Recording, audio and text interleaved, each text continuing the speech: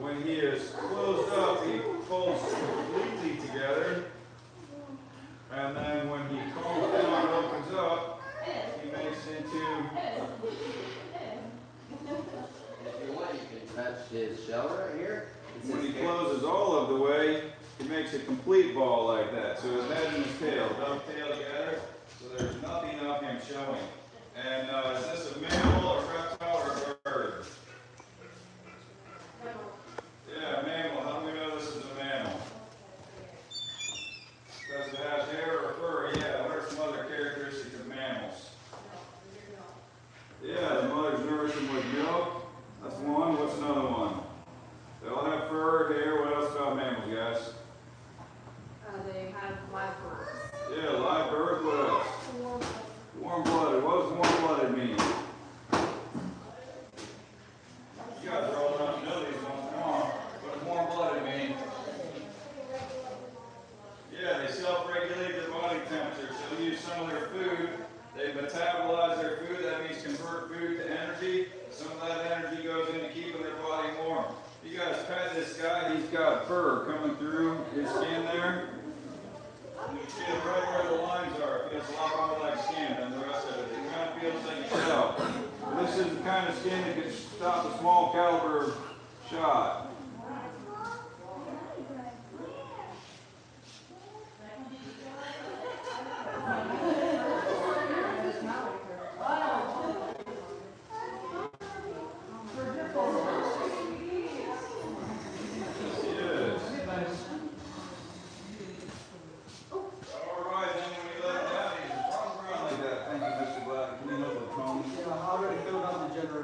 Excellent. And so ponies and petting are together. You might need to pull Harley up because there's a lot of kids. Whatever you guys think. Alright, so that one is Bakugan. Then when he gets out, he runs around and he looks like a little princess running on high heels everywhere he goes. He loves to hide.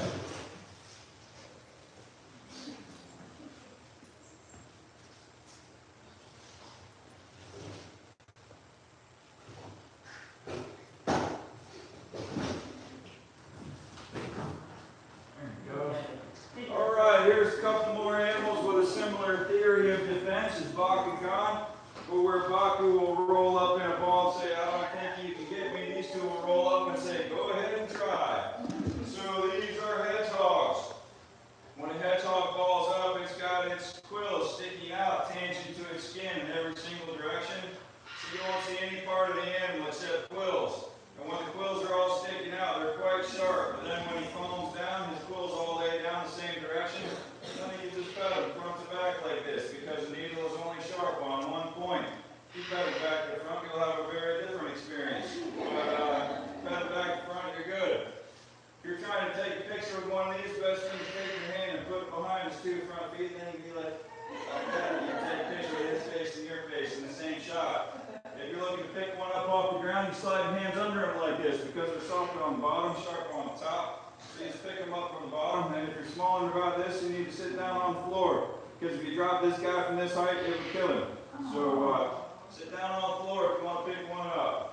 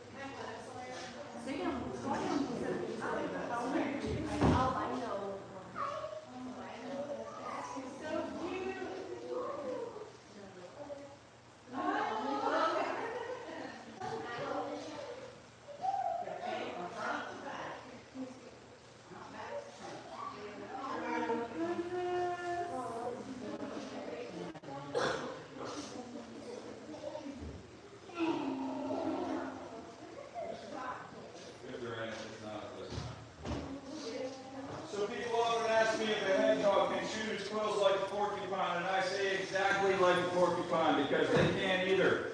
So the reason people think that a porcupine can shoot its quill is if its quill goes through, it has a little hook on the end and it doesn't want to come back out. And if it gave you a little cacao with its tail, you might have half a dozen of them stuck in you all at once. And then when you left from the porcupine, likely at a high rate of speed, the quills would go with you to the hospital instead of staying there with the porcupine. There is a porcupine out front. If you look through the plexiglass window right there in the first cage, there's a porcupine right there. She is a tiny baby porcupine. She is an African crested porcupine. And if you saw a full size of that same one, it would barely fit inside of that cage at all.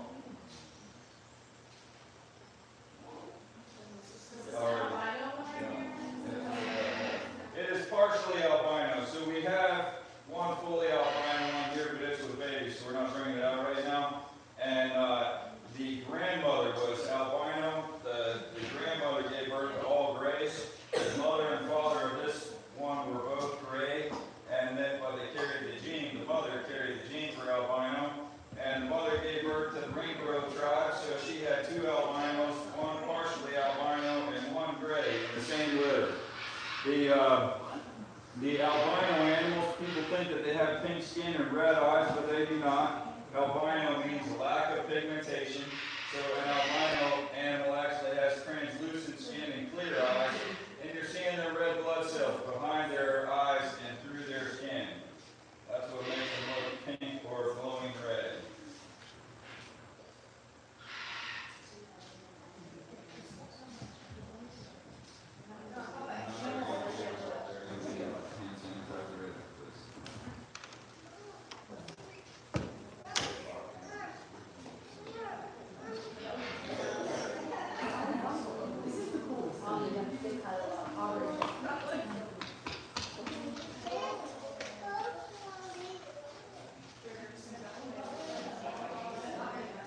Hey, y'all come over here. Hey. Come in there next. Little baby. Did you see the little baby?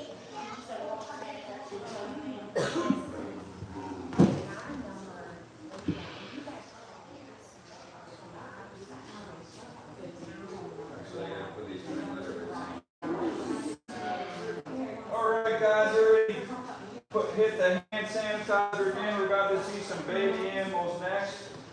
We don't need to spread germs from animal to animal.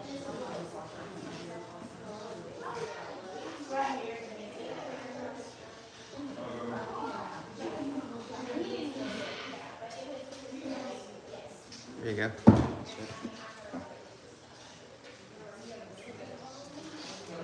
Alright guys, who knows what this one is?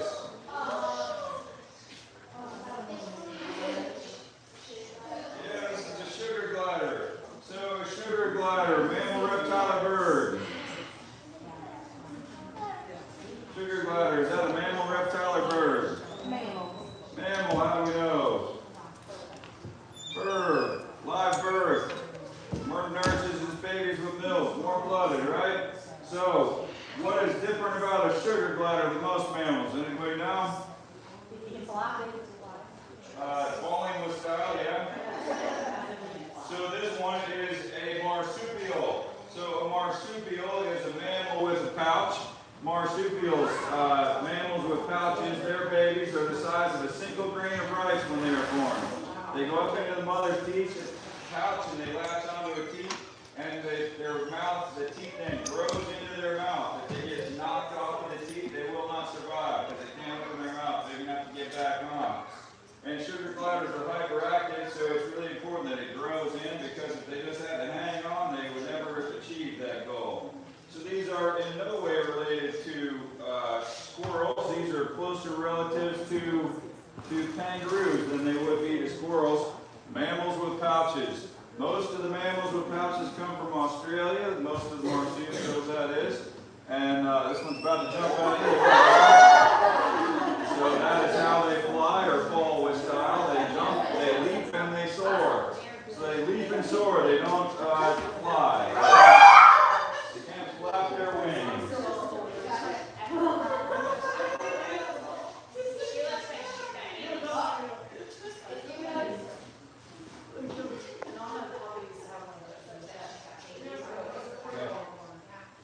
The way she's walking, she Um, So, fun fact about the marsupials, yes, so they're born in a semi-embryonic state. So how big do you guys think a baby sugar glider is when it's born? Show me with your hands. Okay, so yes, they're incredibly, you're really close right now. So the size of a grain of rice. So when they are born, it's a pretty uneventful event. You don't really even know that it's happening because they are so small. So that little semi-embryonic sugar glider is going to be birthed and make its way up into the pouch. Mamas will lick a trail of their bellies for that little grain of rice to find its way into the pouch. And then once in the pouch, it's going to latch on to a teat where it drinks its milk. Its jaws actually lock, and it would be death for the little baby in their jaw, because until they're a certain age, they don't have the ability to unlock their jaws and latch back on. So they stay latched on, and they do nothing but drink milk for several weeks before they're old enough. And then you'll start seeing tails and legs, popping out of their pouches. But then we have something called the out of pouch date, or OOP. So instead of a birthday, they have an OOP day, because usually we don't even know when their birthday is happening. So we've got a couple other animals right behind you guys. Back up this way for me just a little bit. Yeah, okay, turn around. all right, guys, this is one of our new stars of the farm. This is Prince Ali. His babysitter here is Elvis. So Prince Ali is a baby white camel. He will be white for all his life. He is not albino, he is white. The guy next to him is Elvis. Elvis is his babysitter. What do you guys think Elvis is, a llama or an alpaca? Yes, good job. Because he has short, straight ears and he's really small. So this guy is Prince Ali. He's one of the newest members of the farm. He was born February 3rd, and he is just a cool animal. He's not quite up for everybody rushing around and petting him yet, but how often do you get to see a baby white camel, right? So actually, I have never seen one before either, before this one. So this guy came here in March, right? Yeah, he came here in March, so he's new to the farm, and he's still learning about walking on the lead line. And both of these guys, if you saw me catching them, they run around and try to get away, and then once you put a lead line on them, they're like, okay, you got me fair and square. And then they go on. Put these guys back.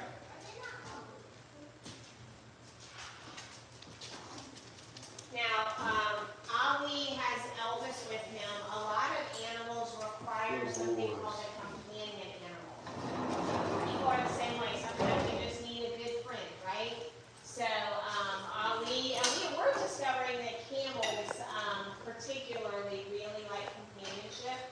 These next, are you bringing who's coming out Since next? we're all right here, let's do this. Okay, all right. So guys, if you make a shape here that blocks these guys from running away from us, Right we're here. going to let some Open up into like kangaroos a out to circle see you. here, yeah. Right, yeah. And the best way to get a kangaroo to come up to you is to sit down and to be calm and quiet. And the kangaroos will likely come up to you. We got to fill in the gaps, so they'll be on the other end of the barn.